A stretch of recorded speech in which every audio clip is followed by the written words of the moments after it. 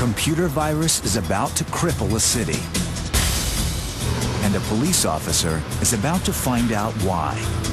She's on her way to work in a car that drives itself. Networked cars and roadways mean no more traffic jams. Yes? Georgina, where are you? On my way. What's up? We got a problem. A bunch of data control systems have been sending error messages. We're working on it, but when are you going to be here? Computer says 6 minutes on Subterranean Drive. Good. See you then. Okay. Wouldn't it be great if you jumped into your car, told it where to go, and the car drove itself without your ever touching the steering wheel? Wouldn't it be great if there were billions of chips stored in the road, each costing a penny, eliminating traffic jams and even car accidents? Now, as ambitious as all this seems, this technology is coming. Most of us drive a car every day without thinking twice. But in fact, piloting 2 tons of steel and glass through space takes an enormous amount of brain power. And when we drive at high speed, we have to make judgments in microseconds.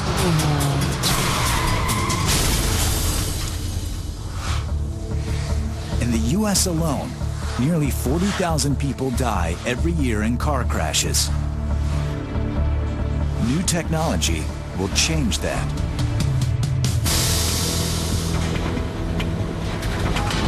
To make an intelligent car, engineers around the world are designing braking systems that will take over when humans fail.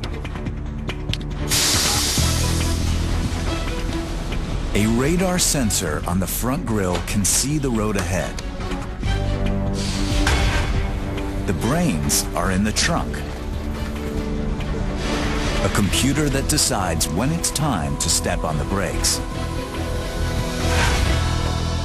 The real test is whether the computer can make split-second decisions like a human. 2 cars get ready. One has computerized brakes, one doesn't.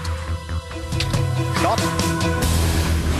The drivers head at 20 miles per hour right toward 2 foam walls.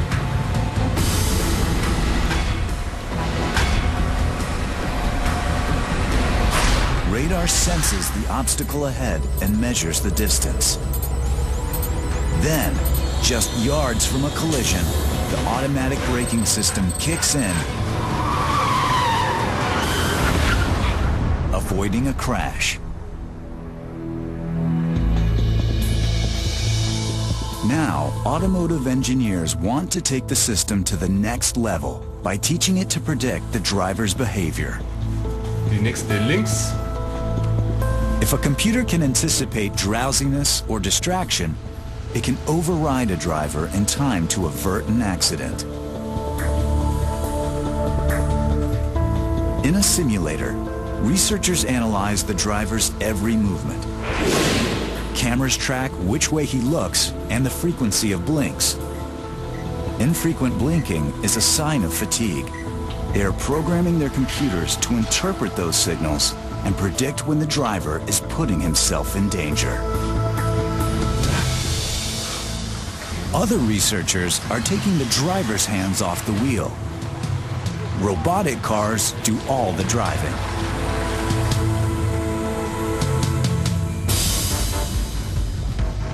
These engineers are preparing for a race called the DARPA Grand Challenge. Their cars have tens of thousands of lines of computer code, and the teams have been staying up late putting the finishing touches on them. Well, for me, since I wrote the software, the biggest fear for me is that something I wrote dies for a silly reason. That is my biggest nightmare. On this testing ground, their challenge is to follow a winding course 130 miles through the desert with no drivers and without remote control.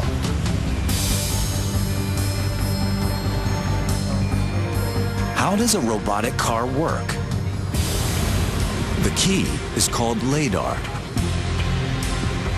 a sophisticated laser system that scans the path in front of the car hundreds of times a second. It relays the data to an onboard computer. Designers must program the computer to respond to every possible scenario.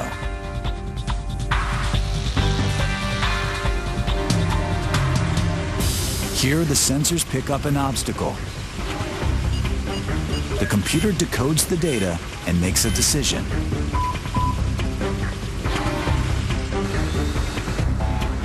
Then, a GPS system puts the vehicle back on track.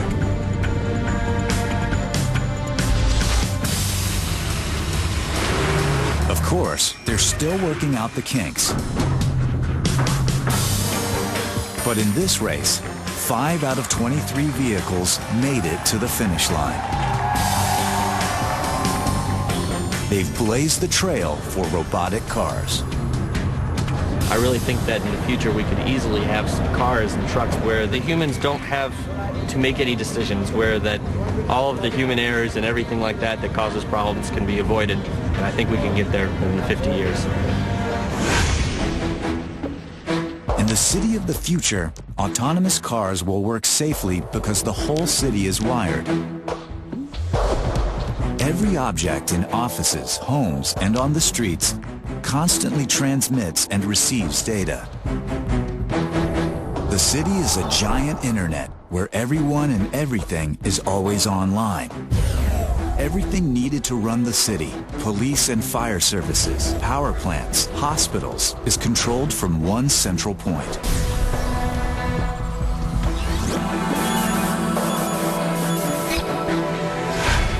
The house of the future will be part of the same system, wired wall to wall.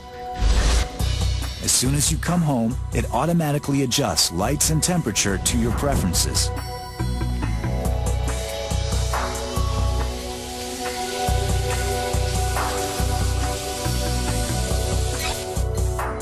Walls, furniture, and appliances all have cameras and microphones that respond to visual and verbal commands. With a word, your favorite program appears on television.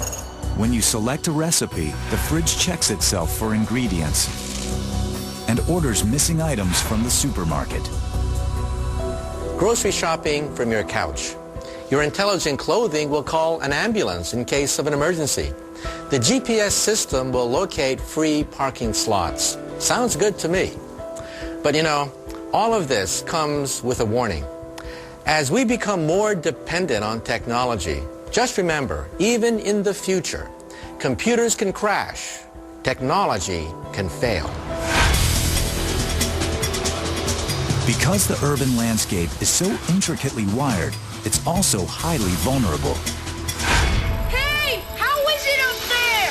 So when a teenager borrowed his grandfather's old laptop to hack his shark into the city's holographic billboards, he didn't realize he was accidentally releasing a virus lurking in the obsolete computer.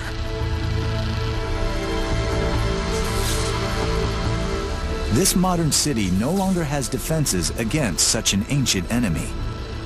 It's not just computers that are affected, the whole city network begins to crash.